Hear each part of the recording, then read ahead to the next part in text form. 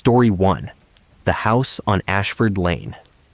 I'm Derek Matthews, and I've been a real estate agent in Portland, Oregon for 12 years.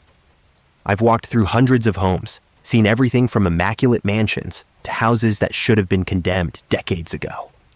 Nothing prepared me for what happened on December 18th, 2019, when I got a listing for a Victorian house on Ashford Lane that, according to every record I could find, shouldn't have existed. The call came on a Tuesday morning. A woman named Mrs. Eleanor Pritchard wanted to sell her late husband's family home before Christmas. She sounded elderly, her voice thin and wavering, but insistent that the property needed to move quickly. She gave me the address, 1847 Ashford Lane. I pulled up the listing databases, property records, even Google Maps.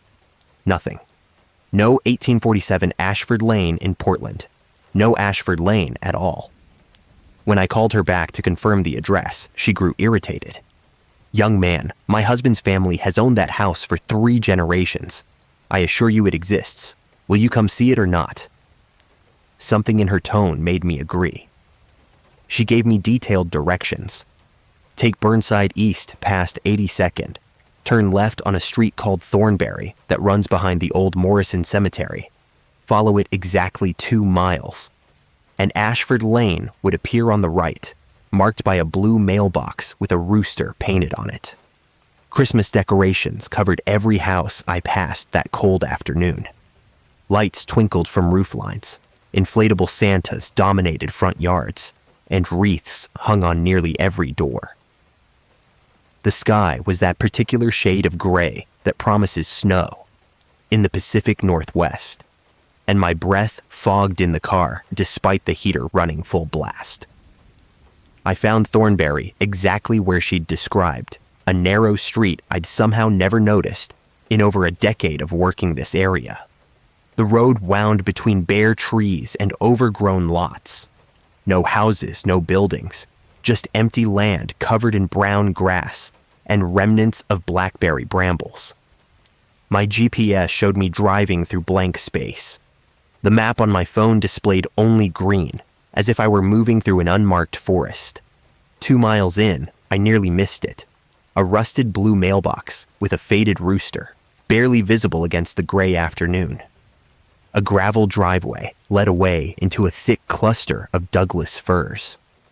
I turned in, gravel crunching under my tires. The trees pressed close on both sides, branches scraping the car's roof. It felt like driving through a tunnel.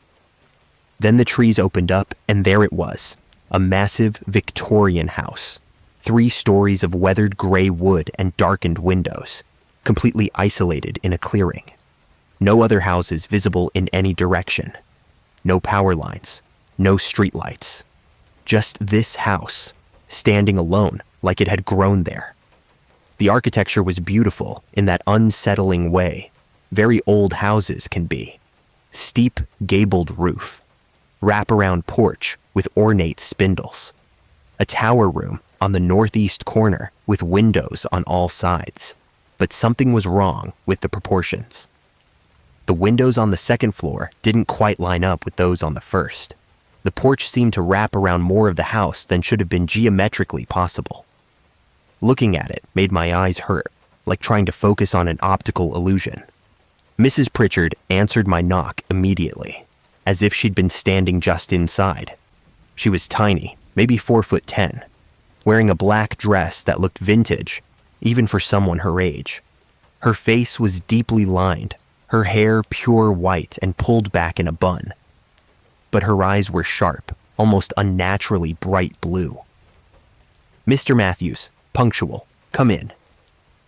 The interior smelled of old wood and something else, something sweet and slightly rotten, like fruit left too long in a bowl.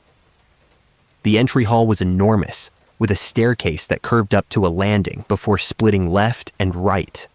Every surface was covered in Christmas decorations, but not the kind you'd see in stores. These were old, really old. Delicate glass ornaments in shapes I didn't recognize. Garlands made from what looked like real evergreen boughs. Somehow still green and fresh. Candles everywhere, the old-fashioned kind. white tallow in brass holders. My husband passed in October, Mrs. Pritchard said, leading me through a doorway into what should have been a living room, but seemed to stretch back impossibly far. His family insisted on keeping the Christmas traditions. Every decoration you see has been used in this house for over 100 years. I pulled out my tablet to take notes and photos. The living room was furnished with Victorian antiques, horsehair sofas, velvet chairs, tables with elaborately carved legs. A massive fireplace dominated one wall, and above it hung a portrait of a severe-looking man in clothing from the 1800s. His eyes seemed to follow me. More Christmas decorations everywhere. A tree in the corner strung with popcorn and cranberries, homemade ornaments, candles clipped to the branches, real candles, on a real tree.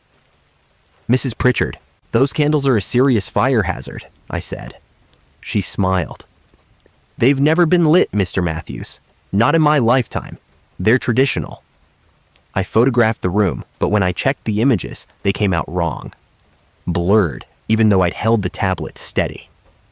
Dark spots appeared in the corners that hadn't been visible to my naked eye. In one photo, I could swear I saw a figure standing in the doorway behind where Mrs. Pritchard had been. But when I looked up, no one was there. The tour continued through room after room, each one decorated for Christmas in that same antique style. The dining room table was set for a feast that would never be eaten. China plates, crystal glasses, silver cutlery, all covered in a thin layer of dust. Dried flowers in a centerpiece arrangement. Place cards with names written in faded ink. Thomas, Margaret, William, Constance, Eleanor. The last one made me look at my client. You were going to have Christmas dinner here. That's from last year, she said. We never cleared the table. My husband said it should stay until the family could gather again. The kitchen was the worst. It looked functional, with a modern refrigerator and stove, but the smell was stronger here. Sweet. Rotten. When I opened the refrigerator, something inside was covered in white-green mold, unidentifiable. The sink was full of stagnant water, and something floated in it. I didn't look too closely. The second floor, Mrs. Pritchard said, and started up the stairs. I followed, my footsteps echoing on the wood.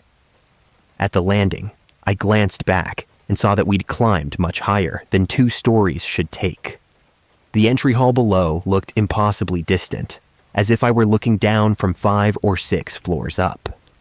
The second floor hallway stretched in both directions, lined with doors. Mrs. Pritchard opened each one: bedrooms, bathrooms, a library, a sewing room, a nursery with a crib, and toys that looked a century old. Every room had Christmas decorations. Every room felt wrong in some subtle way I couldn't articulate. Dimensions that didn't quite make sense. Shadows that fell at odd angles. Windows that showed views of forest even on interior walls. In the library, I stopped to examine the books. Leather-bound volumes, titles in gold leaf, published in the 1880s and 1890s. Medical texts, religious treatises, something called the American Christmas Compendium, 1887. I pulled that one out. It opened easily, despite its age. Inside were illustrations of Christmas celebrations, families around trees, children opening presents, people singing carols. But the faces in the illustrations were wrong. The proportions weren't quite human. The eyes too large, the smiles too wide. My husband's grandfather was a doctor, Mrs. Pritchard said from the doorway. He kept extensive records. Would you like to see the 3rd floor? I should have left. Every instinct told me to make an excuse, get out, forget this place existed. But I'm a professional, and I'd committed to viewing the property. I nodded. The 3rd floor stairs were narrower, steeper. The temperature dropped as we climbed. My breath fogged. The wallpaper up here was peeling, revealing older wallpaper beneath. And beneath that, what looked like newspaper from the 1800s. I could make out headlines. Mysterious disappearances continue. Families vanish without trace. Police baffled by empty homes. 3 doors on the 3rd floor. Mrs. Pritchard opened the first. A bedroom, child-sized furniture, toys arranged neatly on shelves. A rocking horse in the corner moved slightly, though no breeze stirred. Christmas stockings hung from a mantel, names embroidered on them: Samuel, Elizabeth, Grace. Our children's room, she said, from when they were small. The 2nd door, another bedroom, this one with a canopy bed and a dressing table. The mirror on the table was covered with a black cloth. My room, Mrs. Pritchard said. I haven't stayed here since October.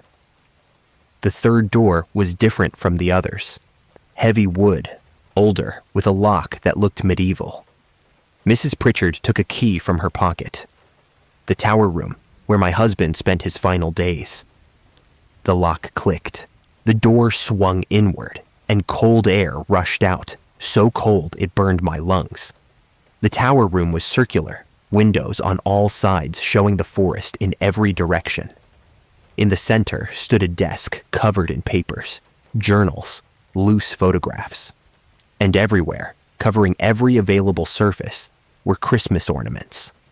Hundreds of them, thousands, glass balls in every color, hanging from the ceiling on strings, creating a maze of reflective surfaces. He was researching the family history, Mrs. Pritchard said, trying to understand why the house chose us. Chose you. I moved carefully through the hanging ornaments. They chimed softly as I passed, a sound like distant bells. The papers on the desk were covered in frantic handwriting, diagrams, what looked like maps, but of no geography I recognized. The house appears for certain families, Mr. Matthews. It always has. My husband's family was the 7th to live here. Before them, the Carmichaels. Before them, the Wainwrights. Always 7 families. Always ending at Christmas. She moved to the desk, picked up a photograph. This was taken in 1923, the Carmichael family on Christmas morning. I looked at the photograph. A family of 5 in front of a Christmas tree, smiling. But their faces had the same wrong proportions as the illustrations in the book downstairs. And behind them, barely visible in the doorway, was a shadow shaped like a person, but too tall, too thin, with eyes that reflected the camera flash like an animal's. What happened to them? My voice sounded strange in the cold air, flat and dead. They finished their time, 7 Christmases. Then the house released them, and they moved on. To where, my husband never determined. He found records of all 6 previous families. None exist in any official capacity after their 7th Christmas in this house. I stepped back from the desk, my shoulder brushing against an ornament. It spun, and in its curved surface, I saw not my reflection, but a room full of people I didn't recognize, all staring directly at me. I jerked away. This was our 7th Christmas, Mr. Matthews. My husband thought he could break the pattern. He died trying. Now I'm the only one left, and Christmas is in 7 days, and I will not be here when it comes. That's why I need to sell the house. It needs a new family. It's hungry for Christmas. Mrs. Pritchard, I can't sell this house. It doesn't legally exist. There's no address, no property records, no. It exists where it needs to exist. It will make itself known to the right buyer. Your job is simply to open the door. She pressed something into my hand, an old brass key. Place an advertisement. Describe it however you wish. The house will do the rest. Someone will come. Someone always comes. I left without agreeing to anything, my mind reeling. Drove back down that gravel driveway, through the tunnel of trees, onto Thornberry. When I reached Burnside and checked my rearview mirror, Thornberry was gone. Just a solid line of houses and businesses, no gap where the street had been. At my office, I pulled up property databases again. Still nothing. I called the number Mrs. Pritchard had given me. Disconnected. I searched for her name, her husband's name, any Pritchard family in Portland. Nothing. That night, I tried to dismiss it as stress, maybe carbon monoxide in that house affecting my perception. But the brass key was real, sitting on my desk. And when I downloaded the photos from my tablet, they'd all come through. Hundreds of images of that impossible house. Against my better judgment, I created a listing, posted it online with a generic description. Historic Victorian home, secluded location, original features, unique Christmas decor, must see to believe. I didn't include an address, didn't name a price, just my contact information. The responses started within hours, dozens of them, all from families, all asking when they could tour the house, all saying they'd been looking for exactly this property, though they couldn't explain why. I deleted the listing, threw away the key, or I tried to. It reappeared on my desk the next morning. On December 24th, Christmas Eve, I woke to find a letter slipped under my apartment door. Thick cream paper, handwritten in elegant script. Mr. Matthews, the house thanks you. The Fisher family will take ownership on Christmas Day. Your obligation is complete. You need not return to Ashford Lane. Regards, EP. I drove out to Thornbury anyway, had to see. The street was there, clearly visible. I followed it 2 miles. The blue mailbox with the rooster was gone. In its place was a wooden sign. Fisher family, private property. The driveway led into the trees. I didn't turn in. That was 6 years ago. I'm still a real estate agent in Portland, but I pay attention now to the properties I list, the houses I walk through. Sometimes I see things in old homes, decorations that don't quite belong, rooms with wrong dimensions, shadows that move independently. I leave immediately, and every December, I drive out to Thornbury. The street is always there in Christmas season, gone the rest of the year. I've seen 3 different mailboxes now: Fisher, Chen, and as of this month, Rodriguez. Different families, same house, always hungry for Christmas. I still have the brass key. It won't leave me.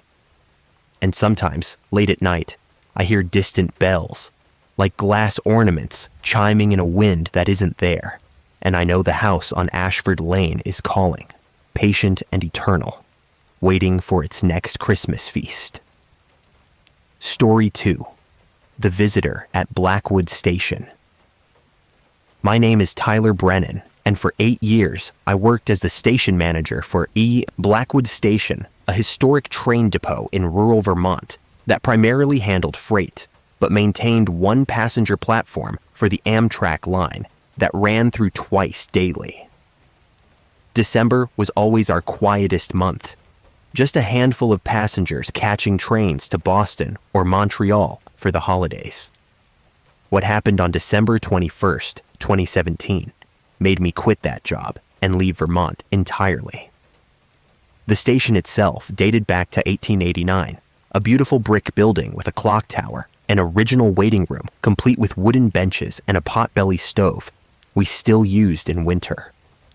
The passenger platform extended 50 yards along the northbound track, covered by an aged wooden canopy.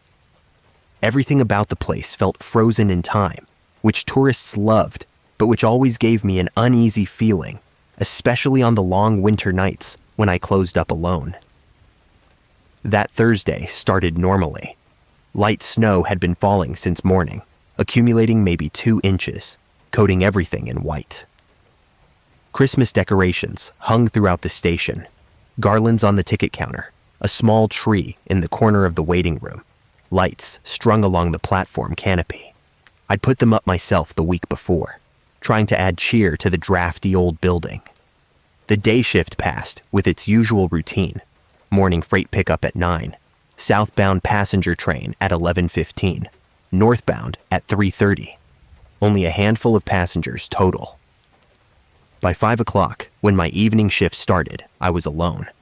The next train wouldn't arrive until 7:45, the last northbound of the day. I was restocking coffee supplies in the waiting room when I heard footsteps on the platform. Heavy, deliberate footsteps. Boots on wood. I glanced at the clock.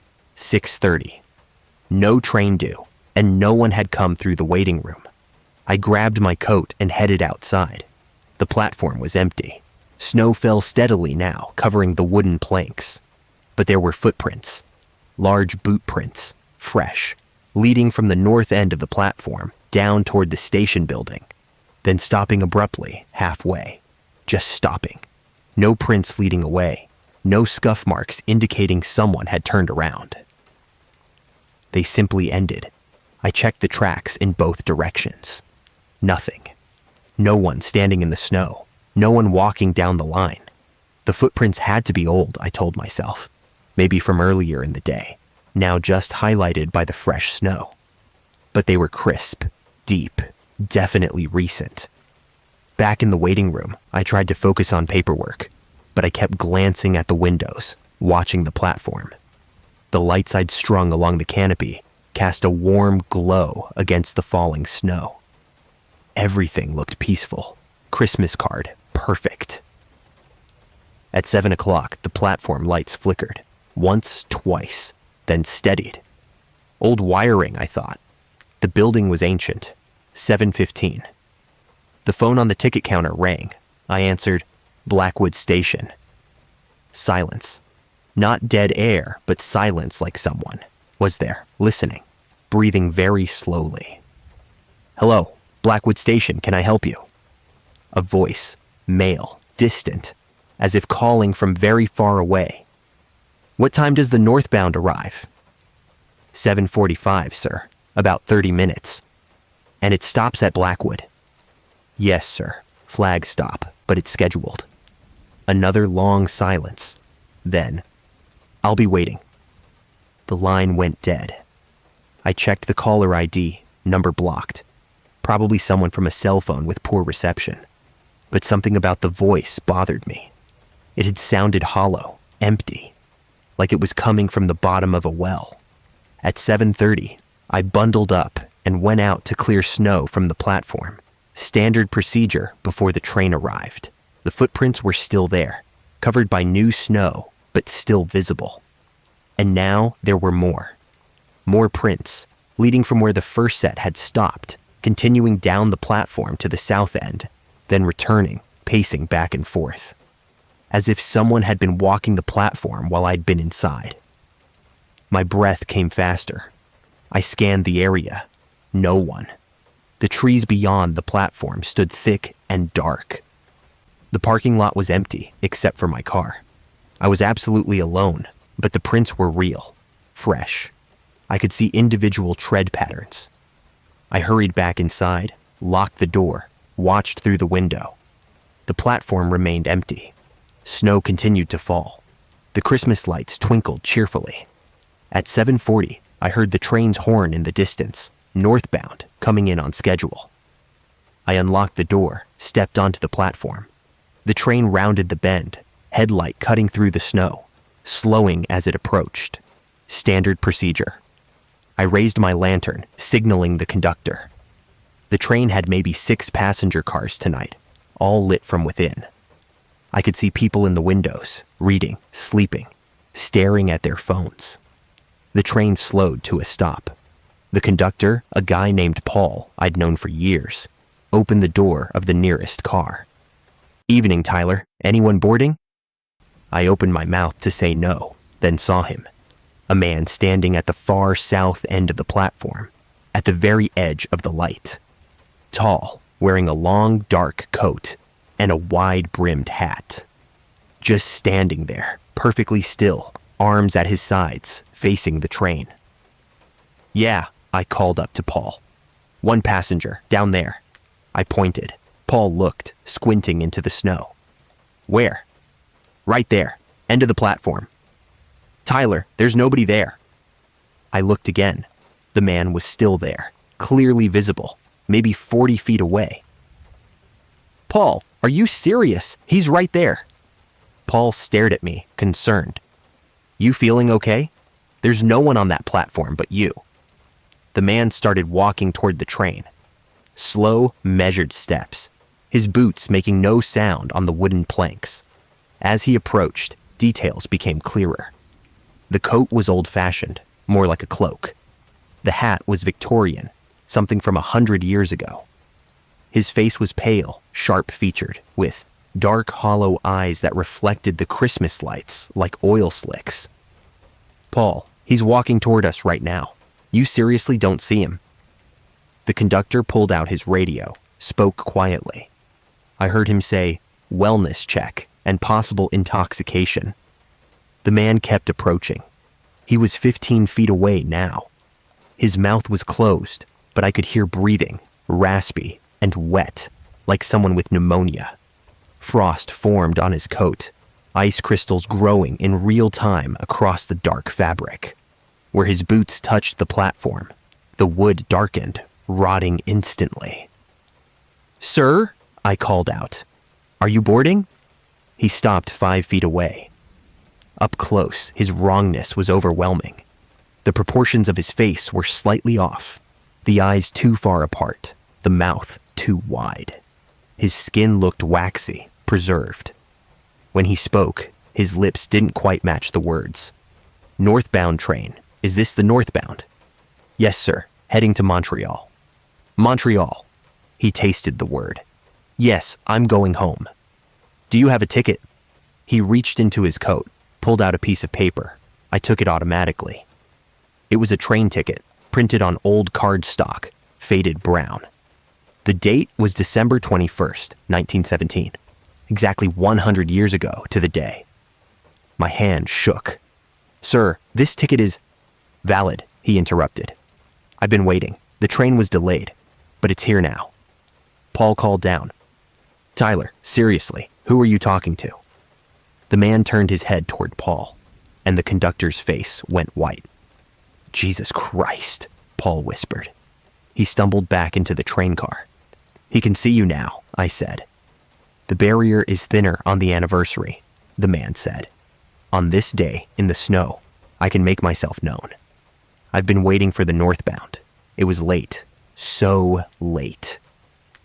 "What happened to you?" He looked toward the trees beyond the platform. "I was coming home for Christmas, 100 years ago. The train was supposed to arrive at 7:45. I waited on the platform. The snow was falling, just like this, but the train never came. There was an accident up the line. Track washed out. The train was delayed until morning, but I didn't know that. I waited and waited, and the temperature dropped, and the snow kept falling, and I was tired, so tired. I sat on the bench, just for a moment, to rest. You froze to death. They found me Christmas morning. My family was expecting me. The tree was decorated, presents wrapped. They waited for me, too." His voice cracked with something that might have been emotion. "I never made it home for Christmas. I've been waiting for the northbound ever since. Every December 21st, I come back to the platform. Usually, no one sees me. The trains pass through. I can't make them stop, but tonight, the date aligns perfectly. 100 years, the door opens wider." The train's engine rumbled. Paul's voice came over the intercom. "Tyler, we need to depart. We're behind schedule." The man looked at the open train door. "Will it take me north? To Montreal? To home?" I should have said no. Should have told him to leave, to move on, to find peace some other way. But I looked at his face, at the desperate hope there, at the loneliness of a century spent waiting on a cold platform, and I couldn't. "Yes, it'll take you north." He climbed aboard, moving stiffly, like someone who hadn't walked in a very long time. He paused in the doorway, looked back at me. Thank you for seeing me, for letting me board. I can go home now. After so long, I can finally go home." The door closed. The train began to move, pulling away from the platform, picking up speed. I watched it recede into the snowy darkness. Through the lit windows, I could see passengers, normal living people. But in one window, near the back, I saw him, the man in the old coat, sitting alone, his face pressed to the glass, watching the landscape slide by. Paul called me 30 minutes later. "Tyler, what the hell happened back there?" "Did he get off at Montreal?" "Did who?" "Tyler, there was no one. When I went through the cars after we left Blackwood, there was no one in that section, but there was water everywhere, like melted snow, and it smelled like death, man. Like something that had been dead a long time, and the window was covered in frost on the inside. What did I see on that platform?" I told him everything. He didn't believe me, not really. But he didn't call me crazy either. We'd both seen something that couldn't be explained. I went back to the station records, digging through old files in the basement, found newspaper clippings from December 1917. A notice about the train delay on December 21st due to track damage, and an obituary. Mr. Samuel Fletcher, age 32, found deceased at Blackwood Station on morning of December 22nd. Death attributed to exposure. He is survived by his wife, Catherine, and 3 children. He was returning home to Montreal for the Christmas holiday. There was a photograph with the obituary. The man in the picture wore a long coat and a wide-brimmed hat. His face was sharp-featured with deep-set eyes.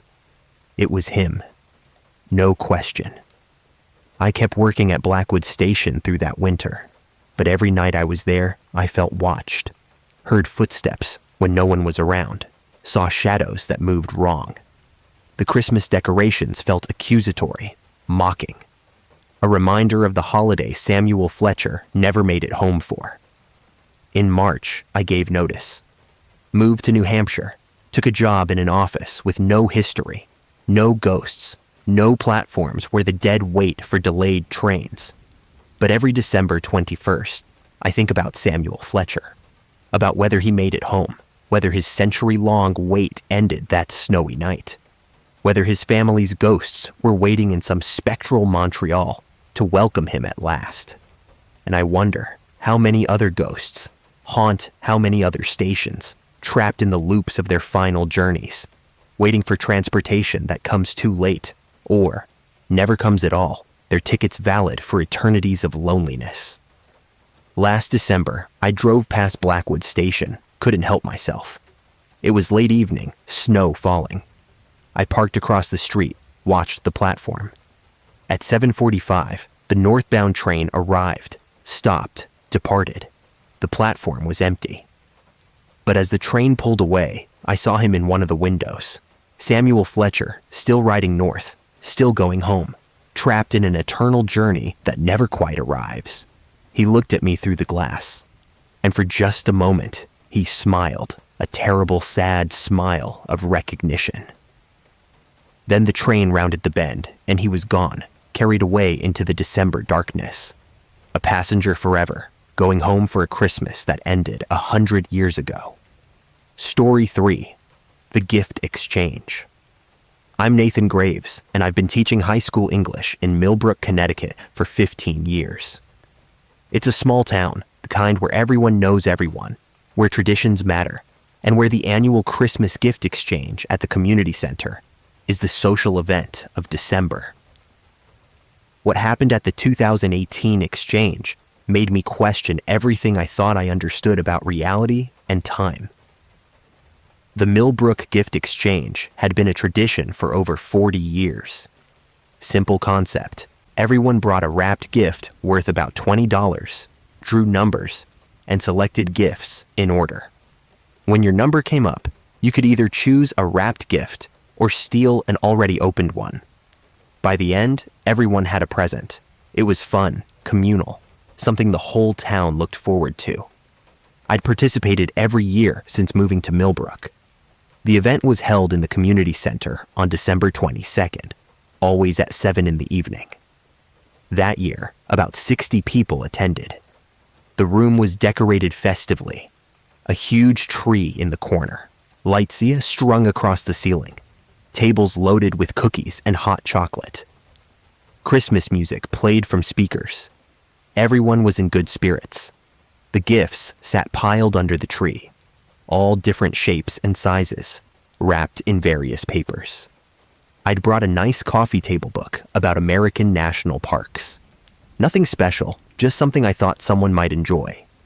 My number was 37, so I'd have a while to wait. The exchange started. Number 1, a woman named Patricia Elwood, chose her gift and opened it. A set of kitchen towels. The room applauded politely. Number 2. Number 3. It proceeded normally, people laughing at funny gifts, strategic stealing of good ones. By number 20, most people had chosen from the pile. Then number 21 was called Jonathan Harding, a local banker I knew from the coffee shop. He chose a small box wrapped in silver paper with a red ribbon. Something about it caught my attention immediately. The wrapping was too perfect, too precise, almost mechanical in its exactness. And the silver paper seemed to shimmer, reflecting light in a way that didn't quite match the room's lighting. Jonathan opened the box. Inside was an old pocket watch, brass and tarnished, attached to a chain. The room went quiet. It was clearly an antique, probably worth far more than the $20 limit. Jonathan held it up, admiring it. "Wow, who brought this? This is incredible." No one claimed it. People looked around, shrugged. "Must have gotten mixed in by accident," someone said. Jonathan tried to wind it, but the mechanism seemed stuck. He examined the face, Roman numerals, ornate hands, frozen at 1147. Engraved on the back was a date, December 22nd, 1978. 40 years ago exactly, Jonathan said. Same date as tonight. People laughed nervously. The exchange continued, but I kept watching the pocket watch. Something about it felt wrong, intrusive, like it didn't belong in this time and place. Number 37 was called. My turn. Most of the pile was gone, but a few wrapped gifts remained. I was about to choose one when I noticed another box, partially hidden behind the tree, wrapped in the same silver paper as Jonathan's. That perfect, too precise wrapping. I pointed to it. That one. The organizer, Helen Price, looked confused. I don't remember that being there before. She retrieved it, same size as Jonathan's box, same silver paper, same red ribbon. She handed it to me. The moment I touched it, cold shot through my fingers, ice cold despite the warm room. I unwrapped it carefully. Inside was another pocket watch, identical to Jonathan's. Same brass, same tarnish, same chain. But when I checked the engraving, the date was different. December 22nd, 2018. Tonight's date. The room had gone silent. Everyone stared. This is bizarre, Helen said. Who brought these? Again, no one claimed them. I tried to wind the watch. Unlike Jonathan's, mine worked. The mechanism clicked smoothly, and the hands began to move. Not forward, backward. I watched as the hands rotated counterclockwise, slowly, but steadily. 11:47, 11:46, 11:45. Jonathan looked at his watch. His had started moving too, forward. The hands that had been frozen were now ticking clockwise. We held them up side by side, mine running backward, his running forward, like mirror opposites. Maybe we should put them away, someone suggested. But neither Jonathan nor I could. We were transfixed, watching the hands move. The room's Christmas music stuttered, skipped, began playing backward. The voices singing carols reversed into meaningless sounds. People noticed, looked at each other in confusion. What's wrong with the sound system? Someone asked.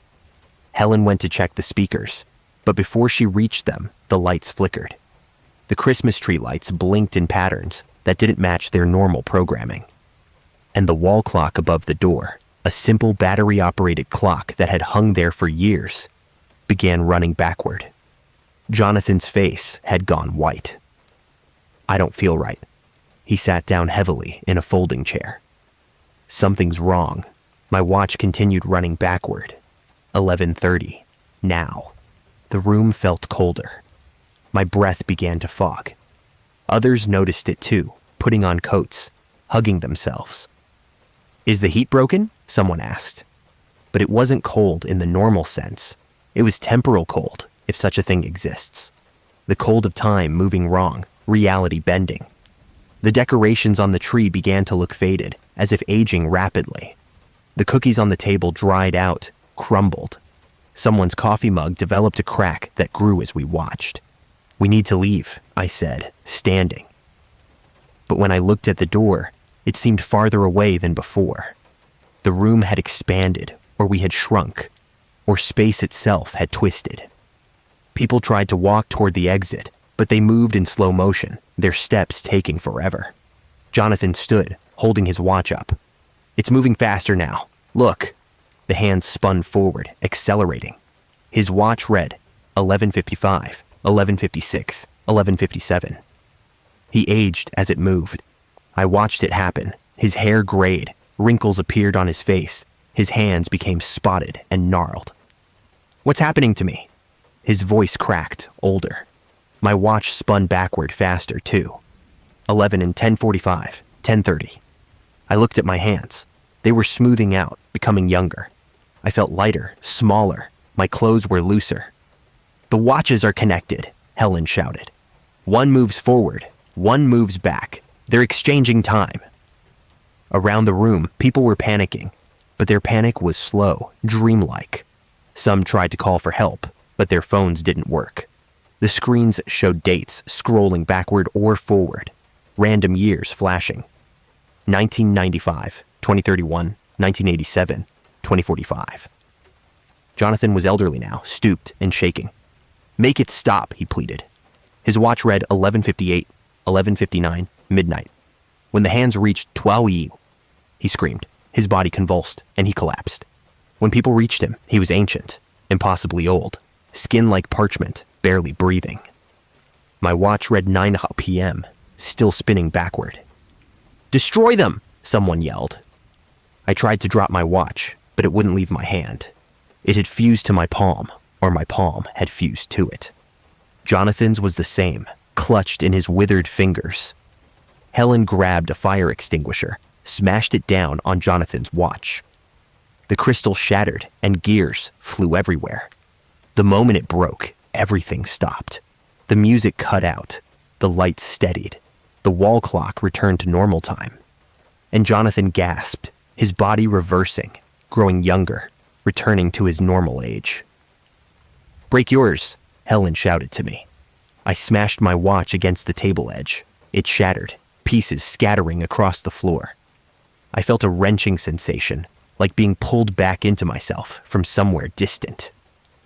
The room snapped back to normal. Temperature rose, space contracted to its proper dimensions. The Christmas tree looked fresh again, the cookies were whole. The wall clock read 8:15, the correct time. We all stood there, shaking, silent. Jonathan was back to his normal age, but traumatized, staring at his empty hand where the watch had been. I looked at my palm, a burn mark in the shape of the watch face, like a brand. Helen gathered the broken pieces of both watches, swept them into a trash bag. "We don't talk about this," she said. "Ever. Does everyone understand?" We all nodded, too shaken to argue. The exchange ended early. People filed out in silence, going home to their families, trying to pretend nothing had happened. But we all knew better. I researched the date engraved on Jonathan's watch, December 22nd, 1978. 40 years before, to the day. I found newspaper archives from that date. There had been a Christmas gift exchange in Millbrook on that night, at the community center. And there had been an incident. A man named Richard Foster had collapsed during the event, dying of what was ruled sudden cardiac arrest. He was 39 years old. I found Richard Foster's obituary. There was a photograph. He looked exactly like Jonathan Harding. Not similar, identical. The same face, the same build, everything. And in the obituary, it mentioned that Richard Foster was survived by his son, Jonathan Foster, age 2. Jonathan had changed his last name to Harding when his mother remarried after Richard's death. He'd never talked about his father, but he was his father, or his father was him. Or time had looped and connected them in some way I couldn't understand. I think the watches were a message, or a test, or a punishment. I think somehow the exchange in 1978 and the exchange in 2018 became tangled, and the watches were the connection point. I think Richard Foster died because his time was stolen, pulled forward into 2018, while Jonathan nearly died because his time was being sent backward into 1978. The watches were exchanging their lives, replacing one with the other. Jonathan left Millbrook a month later, sold his house, quit his job, disappeared. I heard he moved to Oregon, as far from Connecticut as he could get. He never contacted anyone from town again. The community center canceled all future gift exchanges. The tradition that had lasted over 40 years died that night. No one wanted to risk whatever we'd touched, whatever door we'd opened between then and now. I still have the burn mark on my palm. It never healed, never faded. Sometimes, late at night, I feel it pulse, like a heartbeat, like something alive, and I wonder what happened to the other person, the one from 40 years ago, who received the watch with the 2018 date. Did they experience what I did? Are they still alive somewhere, wearing a burn mark that matches mine? Last December, I received a package in the mail. No return address. Inside was a photograph. The 1978 Christmas gift exchange. People gathered in the community center, smiling at the camera. And in the background, barely visible, standing near the tree, was me. Not someone who looked like me. Me, wearing the same clothes I wore in 2018, holding a small silver box, placing it under the tree. I don't remember being there. I wasn't born in 1978. But the photograph doesn't lie. The watches didn't just exchange time between two people. They created a loop, a closed circle connecting two moments 40 years apart. And somehow, I'm part of that loop, trapped in it, traveling backward to deliver the gift that would trap me in the first place. This December, I didn't go anywhere near Millbrook. Stayed home, alone. No gifts, no exchanges, no traditions. But on December 22nd, at exactly 8:15 p.m., I felt that burn mark pulse 3 times, hard and insistent, and I knew somewhere, somewhen, another version of me was picking up a silver-wrapped box and wondering what was inside.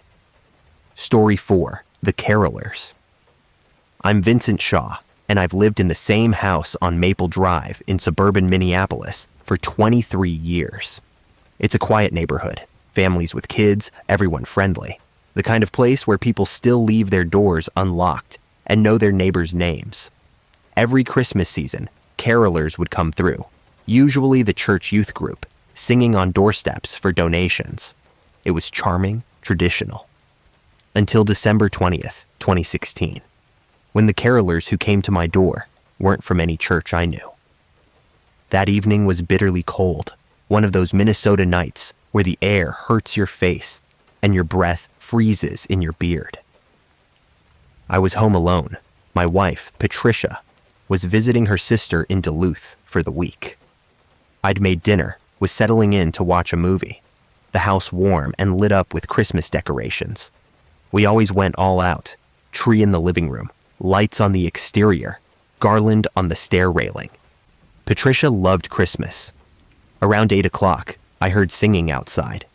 Faint at first, distant, then gradually closer. Carol of the Bells, harmonized beautifully. I smiled, grabbed some cash from the kitchen drawer for a donation, and went to the front door.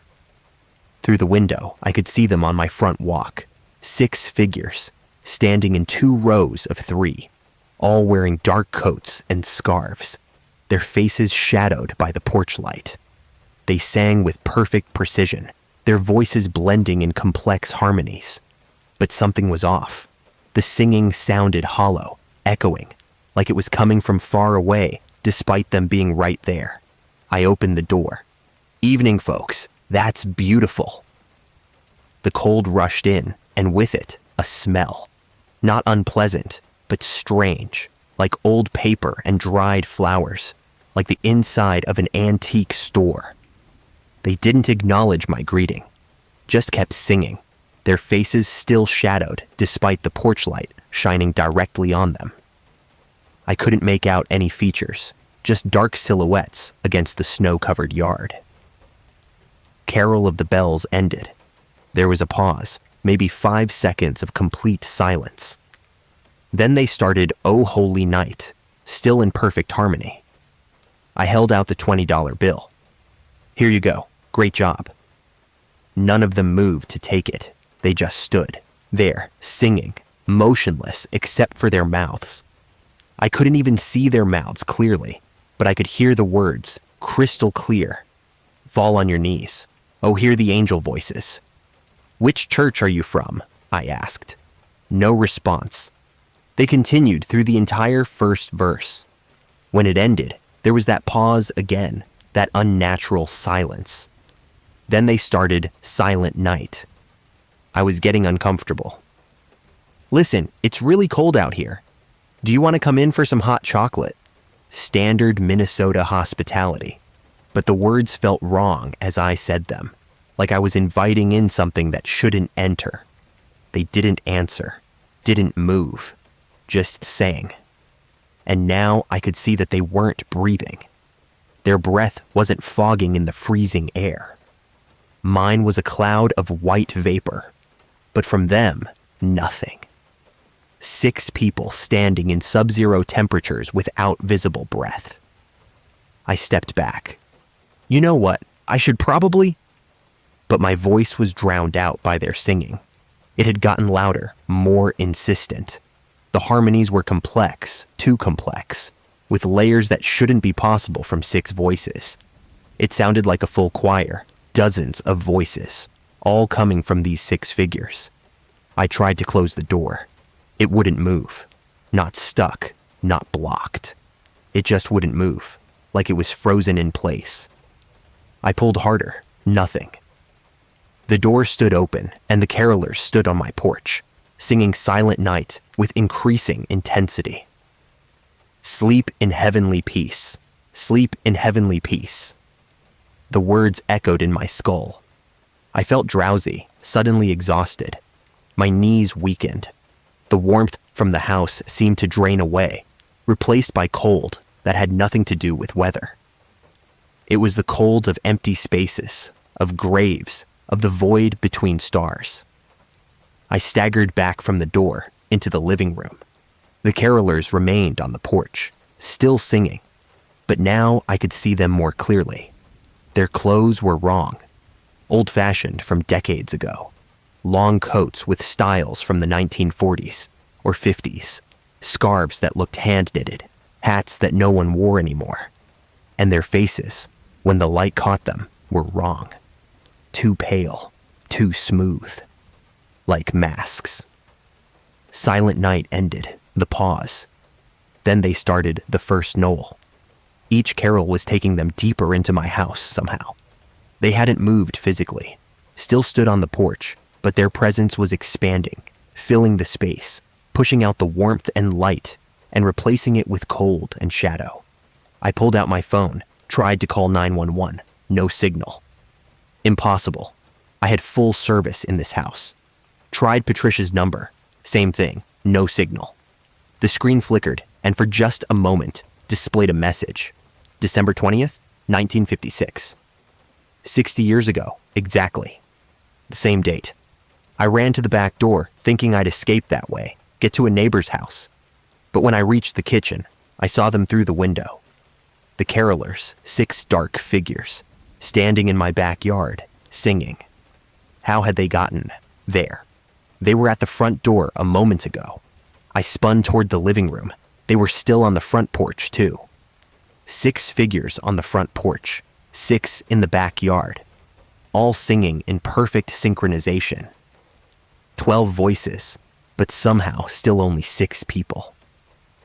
Then I heard singing from upstairs, the same carols, the same voices.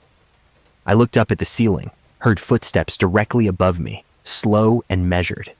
They were in the house. Impossible, but real. I locked myself in the first-floor bathroom, the only room without windows. Sat on the floor, shaking, phone clutched uselessly in my hand. The singing continued, muffled but persistent, coming from every direction. And now I could hear words between the songs, whispered words. "Let us in. We've been waiting. It's time." Time for what? I didn't want to know. Hours passed. The singing never stopped, never varied in volume or quality. Perfect, inhuman performance. At some point, I must have passed out from exhaustion or fear, because when I opened my eyes, gray dawn light was seeping under the bathroom door. The singing had stopped, complete silence. I waited, listening. Nothing. No footsteps, no voices, no movement. Slowly, I unlocked the door and looked out. The house was empty, normal. Christmas decorations still up, lights still on, everything exactly as it had been. But it was freezing inside, colder than outside, and frost covered the interior walls in delicate patterns. The front door stood open. I approached carefully. The porch was empty, but in the snow there were marks, not footprints, but shapes. Like bodies had been pressed into the snow and left impressions. 6 impressions, arranged in 2 rows of 3, exactly where the carolers had stood. I checked the backyard. 6 more impressions in the snow, same arrangement. And when I went upstairs, I found the same in the guest bedroom, on the carpet. 6 darker patches, arranged in rows, as if something had stood there for hours, slowly rotting the floor beneath it. I called Patricia, told her to come home immediately. When she arrived that afternoon, she found me packing. "We're leaving," I said. "Selling the house. I don't care what we get for it. We're not spending another night here." She thought I was crazy until I showed her the marks, the rotted carpet, the frost that wouldn't melt, even with the heat turned up full. "Vincent, what happened?" I told her everything. She believed me. She'd seen too much evidence not to. We stayed in a hotel while the house went on the market, sold it at a loss to a young couple who thought they were getting a deal. I didn't tell them. Maybe that makes me a terrible person, but I couldn't. I just wanted out. Before we left town, I went to the local library, researched Maple Drive's history, found newspaper archives from December 1956. There had been an incident. A Christmas caroling group from First Methodist Church, 6 teenagers, went out on the evening of December 20th. They never came home. A massive search was conducted. Police, volunteers, everything. No trace was found. It was assumed they'd gotten lost in a snowstorm and died of exposure, though bodies were never recovered. The newspaper included a photo. 6 teenagers in winter coats, standing in 2 rows of 3, smiling at the camera before they went out caroling. I recognized them. Same arrangement, same coats, same faces I'd glimpsed on my porch. The photo was captioned with their names, ages, and the route they'd planned to take. Maple Drive was on their route. They'd intended to carol at several houses, including the address where my house now stood. But in 1956, my house hadn't existed yet. The neighborhood was undeveloped land. They'd have walked through empty fields, gotten disoriented in the dark and snow, and died somewhere in the area that would later become my suburban street. For 60 years, they'd been lost, trying to complete their route, singing at doors that hadn't existed when they were alive. Every December 20th, they returned, trapped in the moment of their death, walking a path that had changed around them, singing carols to houses that grew up in the spaces where they froze. I don't know what they wanted from me. To be heard, to be remembered, to finally finish their caroling route and go home. Or maybe they were trying to take someone with them, to end their loneliness by making someone else share their fate. Patricia and I moved to Arizona, as far from Minnesota winters as we could get. We don't decorate for Christmas anymore. Can't. The sight of lights and garland makes me sick with anxiety. And we never, ever answer the door after dark, in December. But sometimes, late at night, I hear singing. Faint, distant, muffled by walls and distance, and maybe time itself. Carol of the bells, O holy night, silent night. Perfect harmonies performed by voices that don't need breath, coming from somewhere I can't see but know is there. They're still caroling, still walking their route through neighborhoods that didn't exist when they were alive, singing to people who weren't born when they died. And I wonder how many other doors they've stood at, how many other people have heard their impossible songs and felt that terrible cold. Last December, I got a letter forwarded from the house on Maple Drive. Inside was a program from First Methodist Church, dated December 20th, 1956, listing the caroling group members and their route. Someone had circled my old address and written in pencil, "They finished here. Thank you for letting them in." But I didn't let them in. I refused. I kept them out. Or at least I thought I did.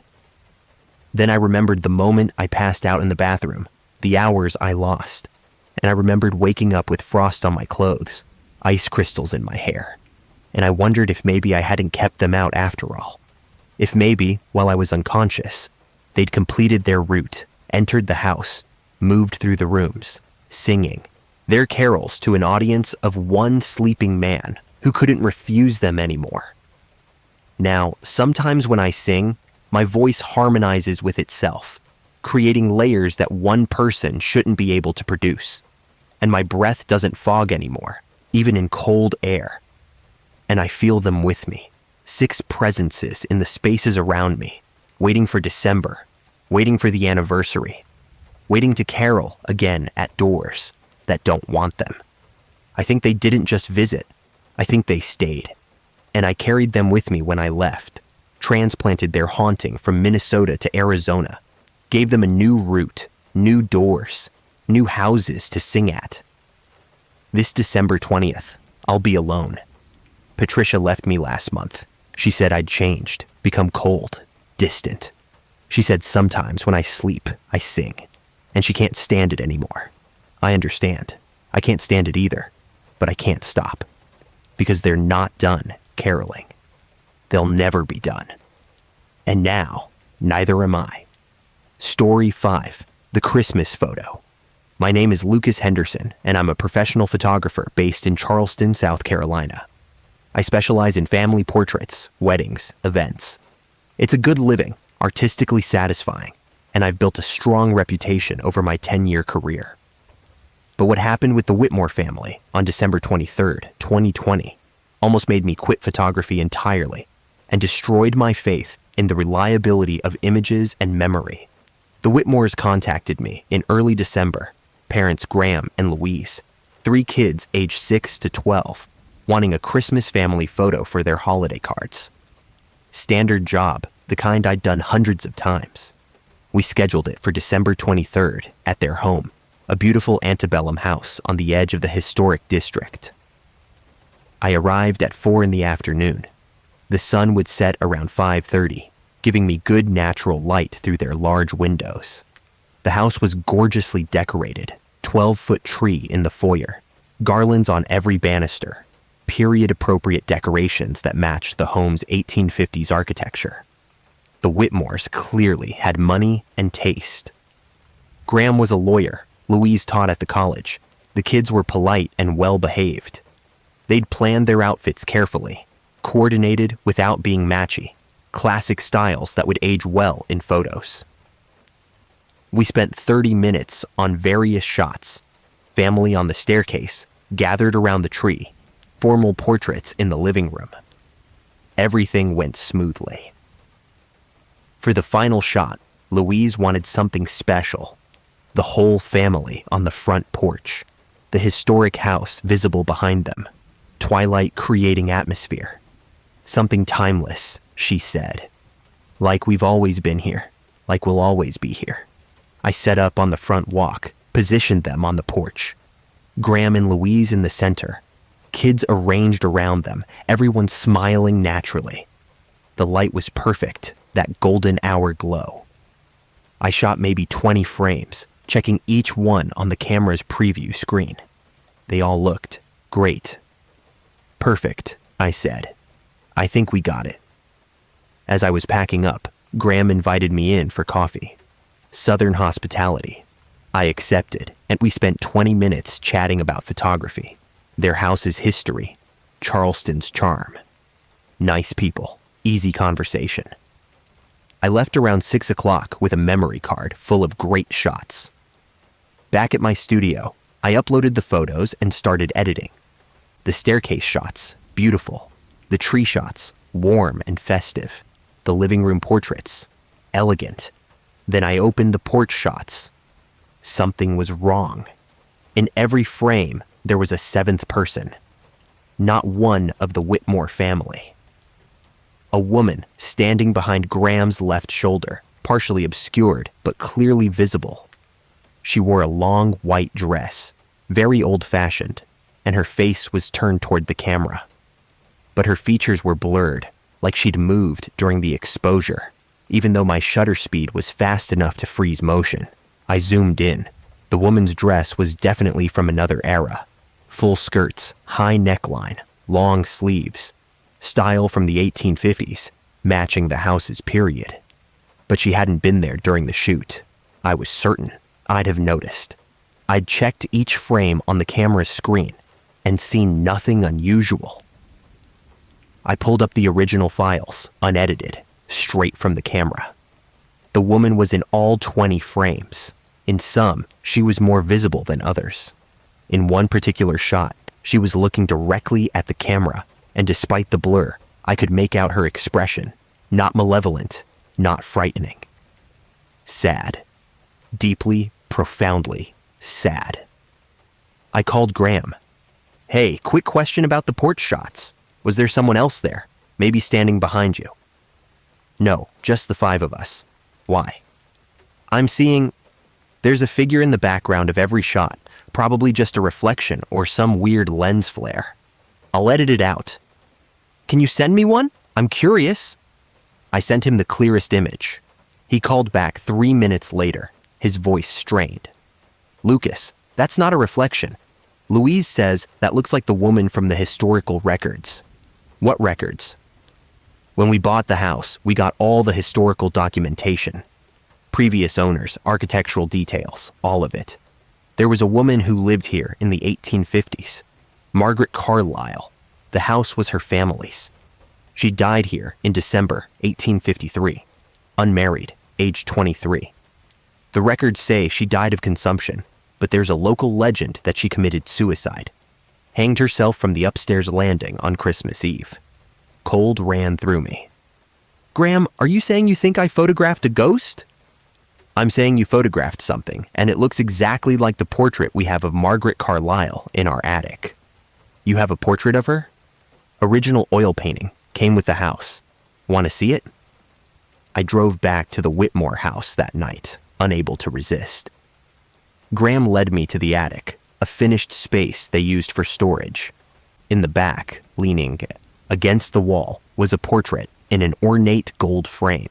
A young woman in a white dress, dark hair pulled back, sitting formally for the painter. Her face was sad, her eyes distant.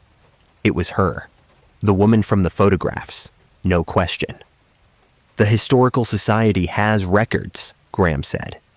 Margaret Carlyle was engaged to be married in January 1854. Her fiancé was a ship captain away at sea. He died in October 1853 when his ship sank. Margaret received the news in November. By all accounts, she never recovered. Stopped eating, stopped going out, just stayed in the house, pining. On Christmas Eve, they found her hanging from the second-floor landing. She left a note saying she couldn't face Christmas or the New Year without him. I looked at the portrait, then at the photos on my phone. Why would she appear now? Your family's been living here for, 5 years? 7, and this isn't the first time. Louise has heard things. Footsteps upstairs when everyone's downstairs. crying sometimes, late at night. The kids say they've seen a lady in a white dress, but we thought they were imagining things. Old houses, creaky boards, weird shadows. But I photographed her. That's not imagination. That's not a creaky board. That's a visible, recorded entity. Graham nodded slowly. I think she comes out at Christmas, the anniversary of her death. Maybe she's drawn to families, to happiness, to what she lost. We're having this perfect Christmas, all of us together, and she's watching. I went home that night but couldn't sleep, kept looking at the photos, zooming in on Margaret Carlyle's blurred face, trying to understand. Ghosts weren't supposed to be photographed. That was the rule, wasn't it? They're not physical. Light shouldn't capture them. But digital sensors don't care about rules. They record electromagnetic information, and maybe whatever Margaret had become existed on some wavelength my camera could detect. The next day, December 24th, Christmas Eve, I decided to go back. I wanted to photograph the house at night, see if she'd appear again. Scientific curiosity, maybe, or morbid fascination. Graham gave me permission, said they'd be out at a relative's house for dinner, gone from 6 until 10. I arrived at 7, the house dark and empty. I let myself in with the key Graham had provided. The Christmas decorations glowed in the darkness, lit by timers. The tree lights cast moving shadows. The garland on the staircase swayed slightly, though no breeze moved the air. I set up my camera in the foyer, aimed at the staircase. If Margaret had hanged herself from the landing, maybe she'd appear there on the anniversary. I set the camera to take a photo every 30 seconds, then settled in to wait. Nothing happened for the first hour. Just an empty staircase, Christmas lights blinking, shadows shifting. Then, at 8 o'clock, the temperature dropped, not gradually, suddenly. One moment comfortable, the next so cold. Could see my breath. The lights flickered, and on the landing, a shape began to form. It started as a shadow darker than the surrounding darkness.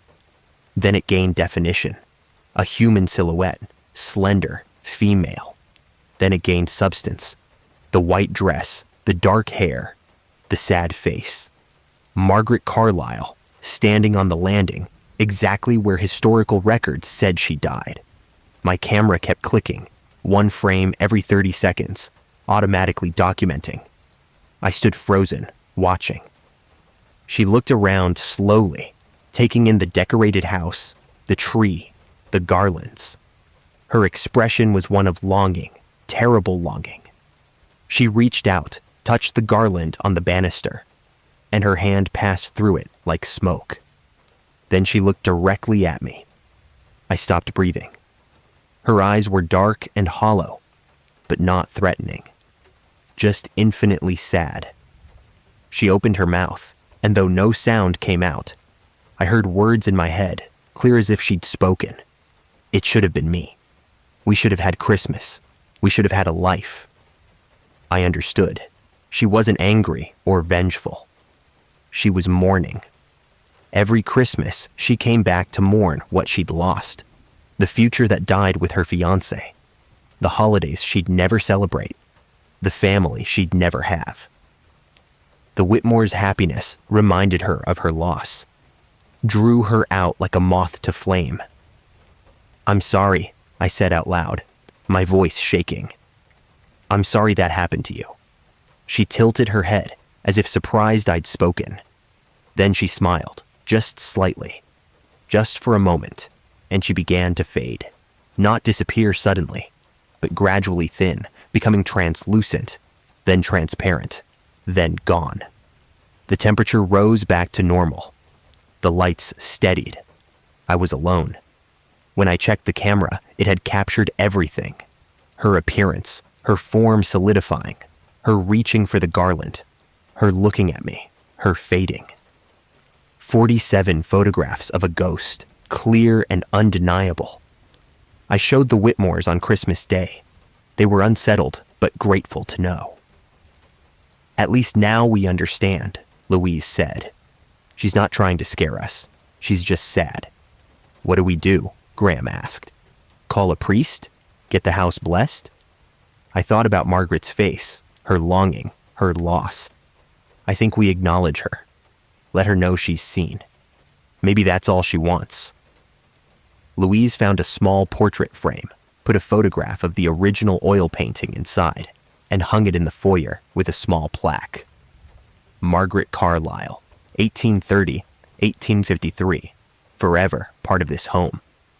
It was a memorial, recognition that she'd existed, that her loss mattered. I don't know if it helped. The Whitmores still live in that house. Louise says the crying has stopped, but they still hear footsteps sometimes, and the kids still occasionally see the lady in white. But she doesn't appear as frequently, and when she does, she seems more peaceful. Less like she's mourning, and more like she's watching over them. As for the photographs, I kept them, but I've never shown them publicly. They're too personal, too real. They prove something I'm not sure people are ready to accept, that the dead remain, that they have feelings, that they need recognition just like the living. I still do family photography, still take Christmas portraits, but now I check my frames more carefully. Look for shadows that shouldn't be there, for faces in the background that no one remembers. Because I know now that cameras see more than we do. They capture not just light, but presence. Not just images, but echoes of lives that ended, but didn't quite end. Every December, I get a card from the Whitmores, their annual Christmas photo, the family on the porch, smiling and happy.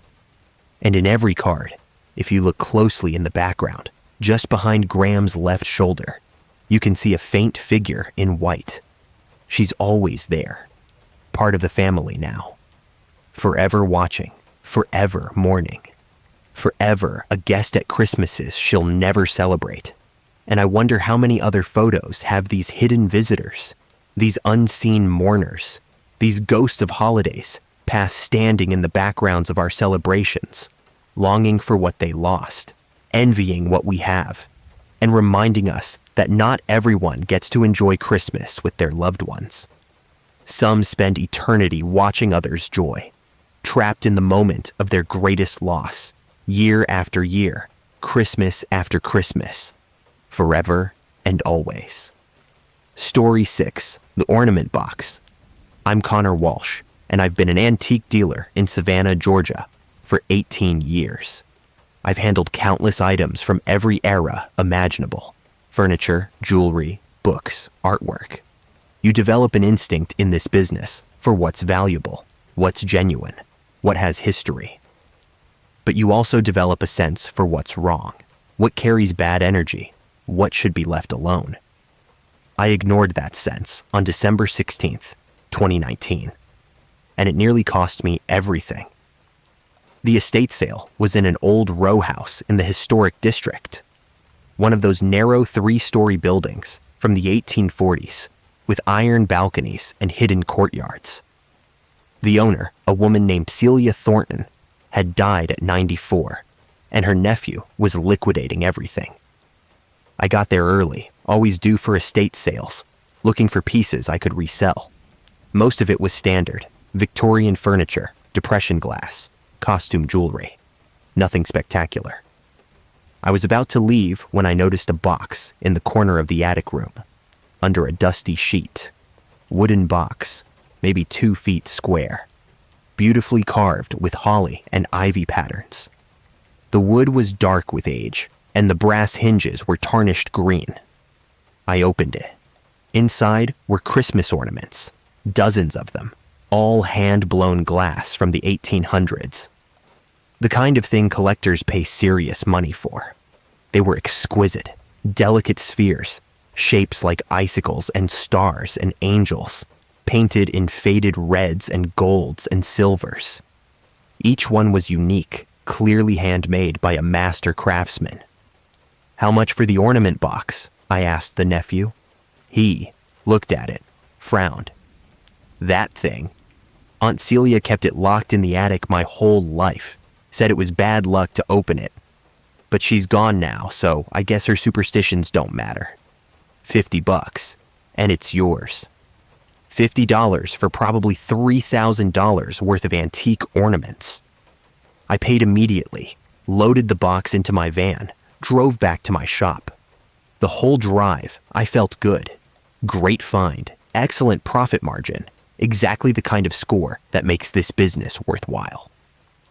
At the shop, I carried the box into my workroom in the back, set it on the table under the bright lights. I wanted to examine each ornament carefully, document them, research their origins. I opened the box again and started removing ornaments one by one, setting them on a velvet cloth. They were even more beautiful up close. The glass was incredibly thin, almost weightless. The painted details were astonishing. Tiny faces on the angels, individual pine needles on the wreaths, realistic flames on the candles. I counted 37 ornaments total. At the bottom of the box, under the last ornament, was a piece of paper, old and yellowed. I unfolded it carefully, handwritten in faded ink. These ornaments were made by my husband, Heinrich Müller, in 1847. He was a glassblower from Bavaria. We came to America with such hope. But we arrived in December, and the winter was cruel, and Heinrich fell ill. He died on Christmas Day, 1847, before he could sell any of his work. I keep these ornaments as a memory of him, of his skill, of the Christmas we never had. But they are cursed with sorrow. Every year I hang them, and every year they bring me only grief. Do not use them. Do not decorate with them. They are beautiful, but they are poison. Greta Müller, 1849. I read it twice. A warning clear as day. Cursed with sorrow. Do not use them. But curse talk is common with old items. Just superstition. People in the 1800s attributed bad luck to all kinds of things. It didn't mean anything. Still, something made me hesitate. Greta Müller's handwriting was shaky, desperate, and the ornaments, beautiful as they were, had a strange quality now that I looked closer. The faces on the angels weren't quite right. The expressions were too sad, almost anguished. The flames on the candles looked less like fire and more like reaching hands. I put the note aside, told myself I was being ridiculous. These were just old glass ornaments, valuable antiques, nothing more. That night, I brought a few of them home. My apartment above the shop is small, just a bedroom and living area. But I always put up a tree for Christmas. Small artificial tree, nothing fancy. I figured I'd hang a few of the ornaments, see how they looked, take photos for the listing I'd post online. I hung 6 of them on the tree, 2 spheres, 2 angels, a star, and an icicle. They looked stunning, catching the light, turning my modest tree into something magical. I took photos, posted them on my social media with a caption about rare antique ornaments available for purchase. Then I went to bed. Fell asleep easily, pleased with my day's work.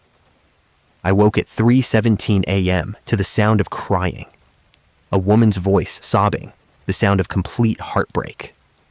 I sat up, disoriented, listening. It was coming from the living room. I got up, turned on lights. The living room was empty. The tree stood in the corner, ornaments glinting. But the crying continued, directionless, all around me. I checked the windows, closed, the door, locked. I was alone. The crying intensified, and now I heard words between the sobs, German words I didn't understand. The ornaments on the tree began to sway, though no breeze moved. They clinked against each other, a sound like wind chimes, but discordant, disturbing. Then I saw her, a translucent figure, kneeling beside the tree, her face in her hands, shoulders heaving. She wore a long dress from the 1800s, her hair in a bun. Greta Müller, I knew somehow, the woman who'd written the note. "Please," I said, my voice cracking. "What do you want?" She looked up, her face wet with tears, and pointed at the ornaments. "Grief," she said in accented English. "They hold grief, Heinrich's death, my sorrow, every Christmas alone." Every year I hung them, and every year I relived losing him. They absorbed my pain. They are made of it now. I'll take them down, I said. I'll put them away. Too late. You hung them. You activated them. They'll spread the grief now. To you. To anyone who sees them. Sorrow spreads like plague. She faded as she spoke, her voice becoming an echo. Then silence. The ornaments stopped swaying. The room was still. But I felt it now, a crushing sadness, settling over me like a weight. I thought about everything I'd lost, every relationship that failed, every opportunity missed, every regret I'd ever had. It all came flooding back, magnified, unbearable. I sat on the floor and wept, couldn't stop myself, couldn't understand why I felt such despair. Hours passed. When dawn came, the feeling lifted slightly. I could breathe again. I took the ornaments off the tree, put them back in the box, locked it. But the damage was done. I felt hollowed out, exhausted, like I'd been crying for days. At the shop, I checked my social media. The photos I'd posted had gotten dozens of comments, but they weren't about wanting to buy the ornaments. They were people telling me the photos made them sad. Why do I feel like crying looking at these? Something's wrong with this image. I can't stop thinking about everything I've lost. I deleted the posts, but messages kept coming. People I'd never met, saying they'd seen the photos shared by friends, and now they couldn't shake a feeling of profound grief. One woman said she'd cried all night and didn't know why. A man said he'd called his ex-wife, sobbing, begging for another chance, ruining his current relationship. The ornaments were spreading sorrow through digital images. Not even physical presence required. Just seeing them was enough. I locked the box in my storage room, covered it with blankets, tried to forget about it. But that night, and every night after, I heard the crying. Greta Muller, weeping for her dead husband, her voice echoing through the walls. And I felt her grief, her endless mourning, her Christmas spent alone, year after year, staring at ornaments that reminded her of everything she'd lost. My business suffered. I couldn't focus, couldn't eat, couldn't sleep properly. Customers commented that I looked terrible. Sales dropped. I started drinking, trying to numb the sadness that had taken root in me. Nothing helped. On Christmas Eve, desperate, I brought the box to a church, showed the priest, Father Michaels, told him everything. He listened without judgment. These things happen, he said. Objects can hold energy, especially those created in times of extreme emotion. Grief is powerful. It can imprint. Can you bless them? Make them safe? He tried, said prayers, sprinkled holy water, performed a cleansing ritual. But when we opened the box, the ornaments were cracked, every single one. Not shattered, but fractured with hairline cracks spreading across their surfaces like spider webs. And the crying intensified, Greta's voice screaming now, furious that we'd tried to break the curse. Father Michaels stepped back. I can't help with this. This is beyond blessing. You need to destroy them. How? Fire, maybe. Or bury them. Return them to the earth, but do it far from people. The grief will be released when they break. It'll spread. I drove out of Savannah that night, drove for 2 hours into rural Georgia, found an isolated field. I dug a hole, deep as I could manage, and buried the box, filled it in, marked the spot with a stone, drove away, and didn't look back. The crying stopped. The grief lifted. I could breathe again, think again, function again. But I was changed. I'd felt true, unending sorrow, the kind that destroys people, and part of it stayed with me. I'm less happy now, less optimistic. Something broke in me that can't be fixed. I closed the antique shop 3 months later. Couldn't do it anymore. Every object felt potentially dangerous, potentially cursed. I moved to Atlanta, took a job in tech sales, something with no history, no emotional weight. But every Christmas, I think about those ornaments, buried in that field. I think about Greta Mueller, her grief so powerful, it imprinted on glass, on physical matter, spreading through time to anyone who saw her husband's beautiful work. I think about Heinrich, dying on Christmas Day, never knowing that his ornaments would become vessels for his wife's eternal mourning. And I wonder if they're still there, buried and silent, or if someone's found them.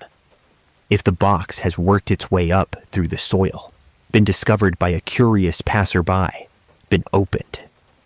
If somewhere, someone has hung those ornaments on their tree, thinking they're just beautiful antiques, not realizing they're inviting grief into their home, that they're about to feel sorrow so profound, it'll hollow them out, make them question why life is worth living.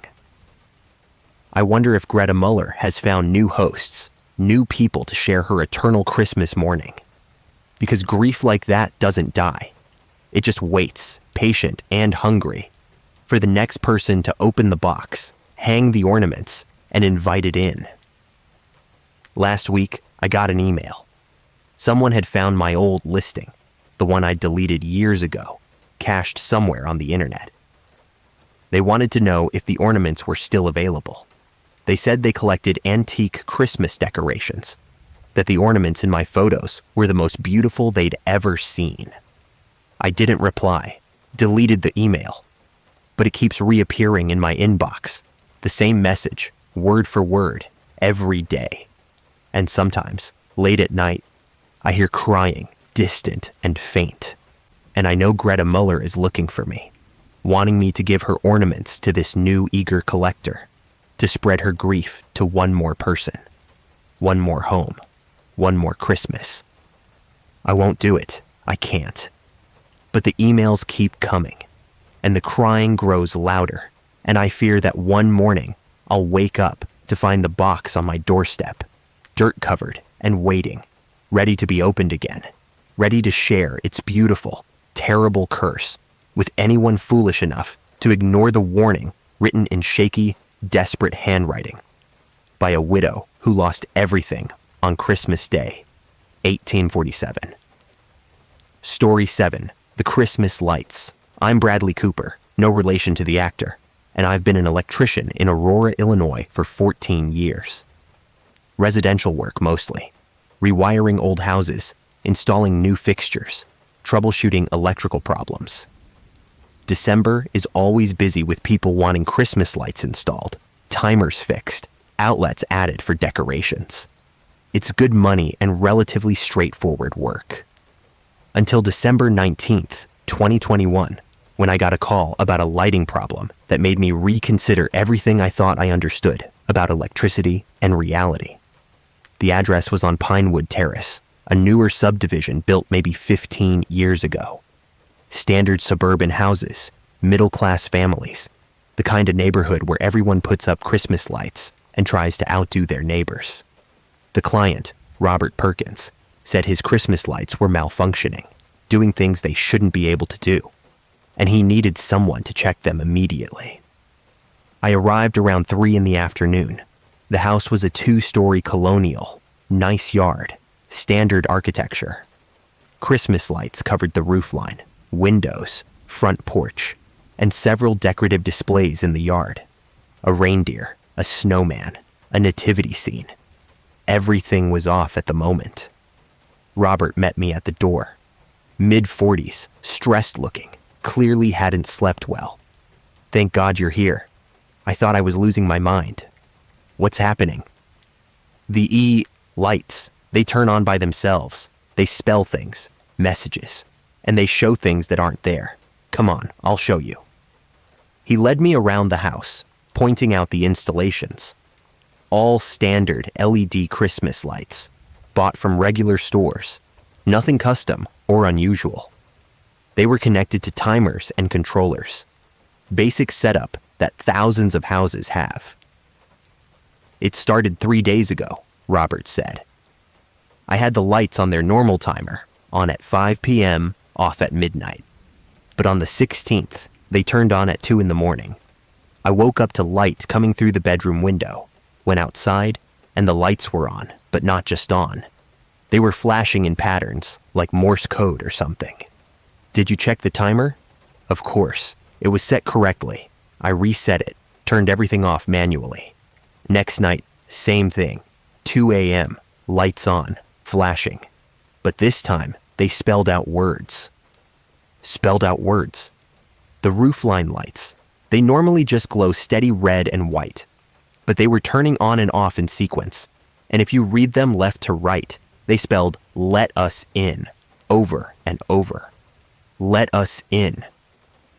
I examined the roofline lights, standard LED strand, controller box on the gutter. I opened the controller, basic timer, no programming that would allow for individual bulb control or message spelling.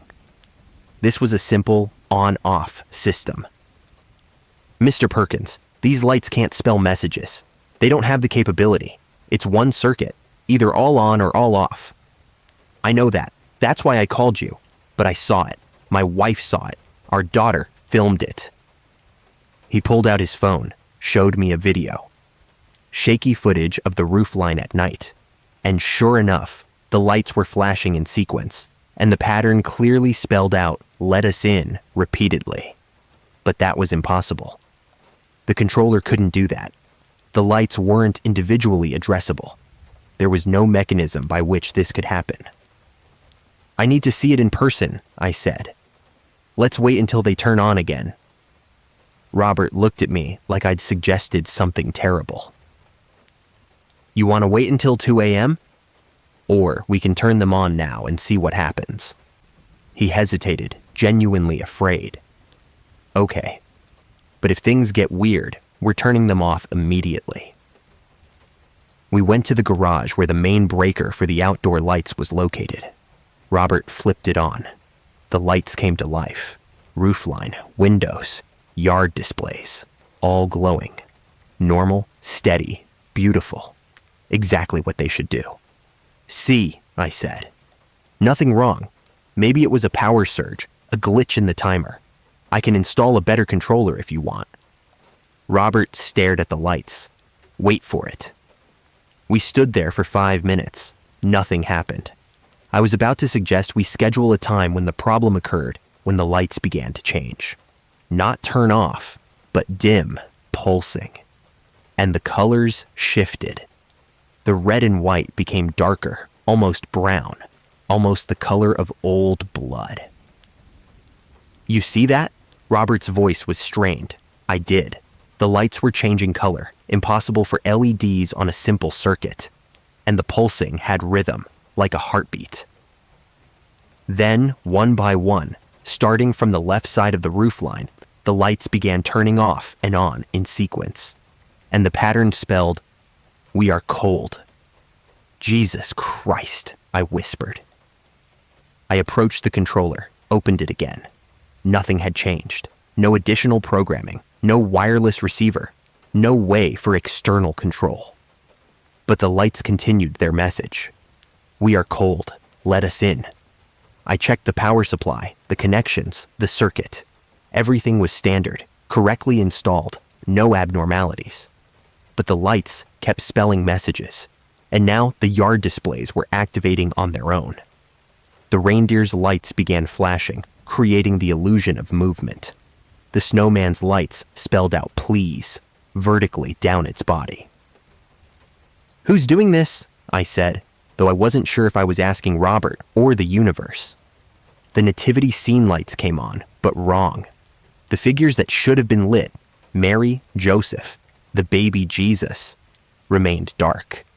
Instead, the lights illuminated the empty spaces around them, negative space, creating silhouettes of figures that weren't part of the display. Human-shaped silhouettes, dozens of them, crowded around the nativity scene. Turn it off, Robert said. Turn it all off now. I ran to the garage, hit the breaker. The lights died.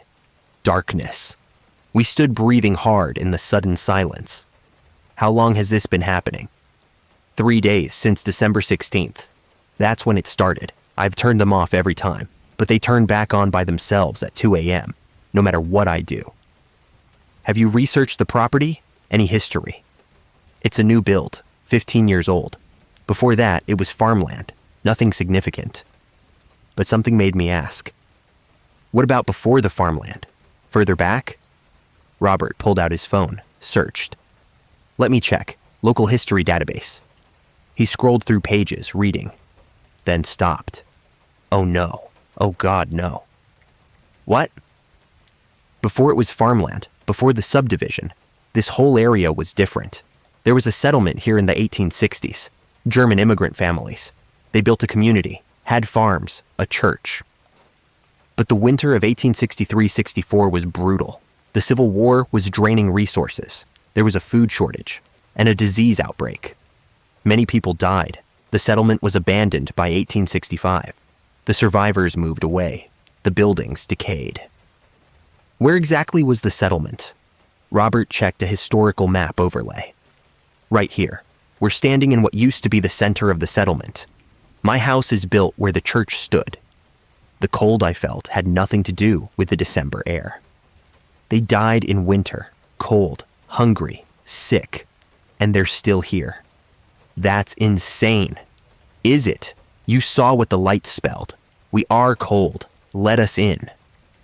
They died in the cold. They want warmth. They want shelter. They want what this house represents. Safety, comfort, Christmas. But why the lights? Why now? I thought about it. Christmas lights are electric. Electricity is energy, a form of power. Maybe they can manipulate it, use it to communicate.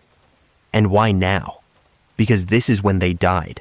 December, Christmas season, the anniversary of their suffering. The lights turned on again, by themselves. The breaker was still off, but the lights glowed, powered by something that had nothing to do with the electrical grid.